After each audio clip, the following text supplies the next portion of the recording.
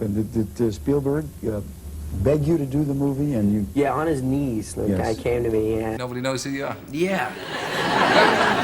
If you know Michael Fox at all, you probably know two things about him, Marty McFly and Parkinson's. And if you put those two things together, the story basically writes itself. He had this big career, but then he got hit with a bad diagnosis, which started his downfall, the kind of ending Hollywood almost seems built to produce. But here's the thing, that's not what happened. Michael is one of the only people in modern Hollywood who got handed a tragedy narrative and just didn't use it. The thing about Michael is that before anything goes wrong, the story already feels finished. He moved to Los Angeles at 18 with basically nothing. He shared an apartment and unsurprisingly ate cereal because it was cheap. And of course, did the thing most people who moved to LA to act never actually managed to do. He made it. You know, I was just so damn happy to be there, and I didn't, say like, hey, move my credit to the top of the show or pay me more money or anything. I was just like... Family Ties was supposed to give him a supporting role. He turned it into the reason people watched. By his early 20s, he was already the kind of actor that changes the energy of a room by just showing up. And then he was casted to play in Back to the Future. There are very few performances that permanently attach an actor to a generation. Marty McFly was one of them. I expected the film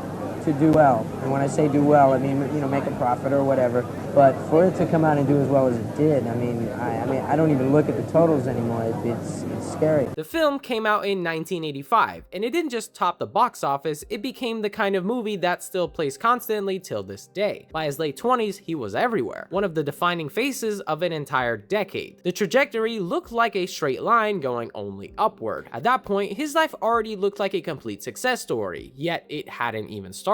Another well-known Connecticut resident tonight has broken 7 years of silence about a serious health problem. Yes, it's actor Michael J. Fox. He's revealed that he has Parkinson's disease. In 1991, Michael noticed something wrong with his left hand. He was 29, filming Doc Hollywood, and a tremor that showed up one morning didn't go away. The diagnosis came back as early onset Parkinson's disease, which is progressive and not curable. Think about what that means for an actor specifically, not just a person, an actor, someone whose entire instrument is their body. Parkinson's attacks exactly that, because it shows up in the very thing you need most, so the immediate instinct was to hide it. And for 7 years, that's exactly what he did. He kept doing everything the public version of Michael was supposed to do, while underneath all of it, a second life was quietly forming, the private management of something that was slowly changing everything. The story split into two, the one everyone could see and the one happening just underneath it. 7 years is a long time to manage a double reality. Every public appearance required calculation, timing medication before a shoot, positioning himself on screen to minimize what the camera might catch, learning in real time how to present a version of himself that didn't invite the question he wasn't ready to answer. I've had for a long time, like 7 or 8 years, and people were saying to me, how could you keep that a secret? And I thought, I didn't really think of it as a secret, It's like, who among us goes, hi, I'm Bob, I have gout. And the work didn't decline. Spin City came in 1996. He won a Golden Globe. From the outside, there was nothing to see, just Michael doing what Michael did, apparently exactly as before. Making the illness invisible was its own full-time job. The easy read is that hiding it was denial, but it's more complicated than that, because he had a family and a career. The decision to keep it private wasn't weakness. It was a man trying to hold two versions of his life together long enough to figure out what came next, but he just couldn't hold them together forever. But for me, it's I'm able to do what I do. It's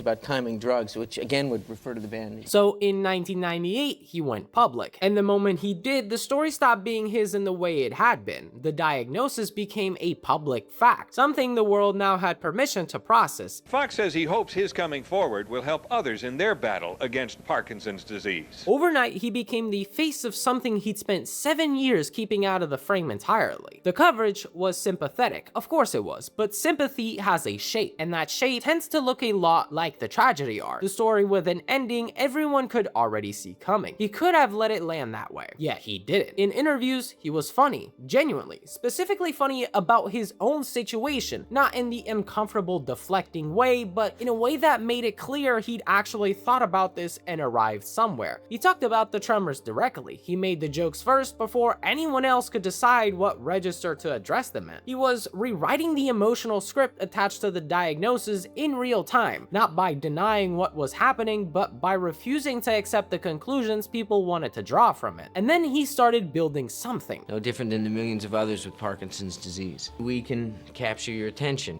raise money, help scientists find a cure this decade. The Michael J. Fox Foundation launched in 2000. Within a few years, it became one of the largest private funders of Parkinson's research in the world. Not a celebrity charity that exists as a PR exercise, an actual organization doing actual work that has moved the needle on research in real documented ways. The visibility that felt at first like a loss of control became the engine of something else entirely. There's a version of this part of the story that gets told as a comeback narrative.